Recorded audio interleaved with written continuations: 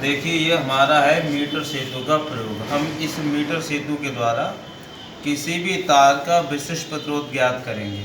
उसके लिए हम लोग क्या करते हैं, एक मीटर सेतु लेते हैं, ठीक है। मीटर सेतु के साथ हमको लेना है एक प्रतिरोध बॉक्स। तो ये हमारा एक प्रतिरोध बॉक्स हो गया, ये हमारा गैल्वेनोमीटर हो गया। एक तार है जिसका हमको विशिष्ट या प्रतिरोध ज्ञात करना है। उसके बाद हमको कुंजी चाहिए, ये हमारे एक मार्गी कुंजी है। एक चौकी चाहिए, इसको चौकी कहते हैं या विसर्पी कुंजी कहते हैं। और एक हमको चाहिए सेल, ये हमारे पास सेल या बैटरी है। तो ठीक है, तो हमारे पास ये एक मीटर सेतु, जैसा कि हम डायग्राम ये देख रहे हैं, ये हमारे पास क्या एक मीटर सेतु है। मीटर सेतु में आप ये देखोगे तो ये हमारे पास एक पैमाना होता है जिसकी जो लंबाई होती है वो 100 सेमी होती है अथवा 1 मीटर होती है। इसमें यहाँ पर आप देखोगे एल आकार की एक तावे की मुड़ी हुई 2 पत्तियाँ हैं और बीच में कुछ गैप दोनों तरफ देने के बाद बीच में एक पत्ती और है तावे की। तो कुल मिला के 3 हमारे पास तावे की पत्तियाँ हैं।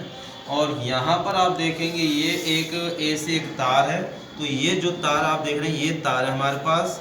ये तार हमारा मैग्नीशियम धातु का, यूरेका का अथवा कांस्टेंट का बना हुआ होता है, ठीक है।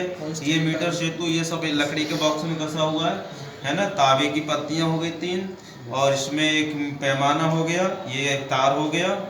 और अब हमने क्या किया, जो पहली खाली स्थान है, पहली जो गैप है हमारा, इस गैप में हम जोड़ते हैं रेजिस्टेंस बॉक्स। तो हमने यहाँ पर ये क्या जोड़ा है, प्रतिरोध बॉक्स जोड़ा है। इसमें आप लोग देखेंगे यहाँ पर 1 ओम 2 ओम 3 ओम इस तरीके से ये ओम यहाँ पर अंकित है।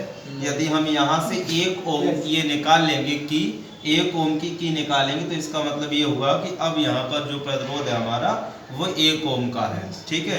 यदि हमने 1 और निकाल लिए तो यहाँ लिखा हुआ 2, तो हमने 2 निकाली, 1 और 2 मिलके कितना हो गया 3। इसका मतलब अब जो हमने प्रतिरोध यहाँ पे लिया है वो 3 ओम का लिया है।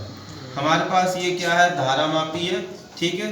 तो हमने धारा मापी को कैसे जोड़ा है, जो बीच में हमारा एक टर्मिनल बचा था उसको हमने इस ढंग से जोड़ दिया और माइनस वाले से हमने चौकी को जोड़ दिया।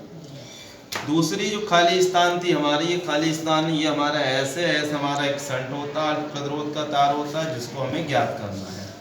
बीच में आप देखेंगे बीच में ये यहाँ पर टर्मिनल था, इसमें हमने एक जी का मतलब होता है धारा मापी जोड़ा है। और धारा मापी का ये दूसरा वाला ये पॉइंट था, ये हमारा क्या है, विसर्पी कुंजी से जोड़ा है।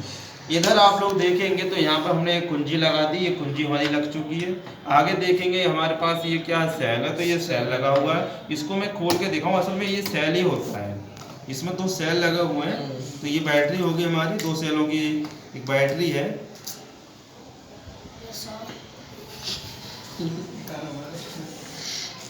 तो बदतमीज है यार, एक बार दोबारा समझते हैं। 1 मीटर सेतु हमारे पास, प्रतिरोध बॉक्स है, धारा मापी है, चौकी है और कुंजी है और बैटरी। अब हमको करना क्या है, हमें करना क्या होता है, हमें इस विसर्पी कुंजी को इस तार पर आगे पीछे खिसकाकर इस धारा मापी में शून्य विक्षेप प्राप्त करना होता है। शून्य विक्षेप 0 है हमारा, ये जो है ना तीर 0 पे होना चाहिए, तो 0 पे है ना। इस समय 0 पे है, हम इसको इस पर करेंगे तो ये आगे पीछे आएगा। और हमें वो संतुलन बिंदु यहाँ पर प्राप्त करना है। और संतुलन बिंदु से हमें 2 मान प्राप्त होंगे। L1 का मान प्राप्त होगा, L1 का मान आपका यहाँ से यहाँ तक होगा। मान लो यहाँ स्पर्श किया तो यहाँ से यहाँ तक जो डिस्टेंस होगी L1 होगी और यहाँ से यहाँ तक जो बचेगी 100 माइनस L होगी। तो ये प्रेक्षण करने के लिए हम लोग क्या करते हैं, सबसे पहले यहाँ से 1 ओम का प्रतिरोध निकाल लिया। निकालने के बाद हम ऑन करेंगे कुंजी को, ऑन कर दिया हमने। अब हमारा परिवर्तन धारा पहला प्रारंभ हो चुकी है। तो हम क्या करेंगे, इस चौकी को इस तार पे स्पर्श कराएंगे, ठीक है। ऑन कर दीजिए इसको, कुंजी को हमने लगा दिया। कुंजी को लगाने का मतलब ये हो गया कि इसमें धारा बह रही है। अब यहाँ पर हम इसको स्पर्श कराएंगे और हम शून्य विक्षेप को प्राप्त करेंगे। इस समय कितना है हमारा 30। हम इसको धीरे धीरे आगे पीछे खिसकाएंगे और शून्य विक्षेप की स्थिति को हम प्राप्त करेंगे। तो हमारा देखिए ये आया हमारा 0। तो यहाँ पर आप देखोगे यहाँ से यहाँ तक की दूरी लिखी है 98.5। तो L1 का मान कितना 98.5 आया है और L2 का मान कितना आया है, यहाँ पर देखोगे 1.5 है। ये इधर से गिनोगे तो ये L1 का मान आएगा, इधर से गिनोगे तो L2 का मान।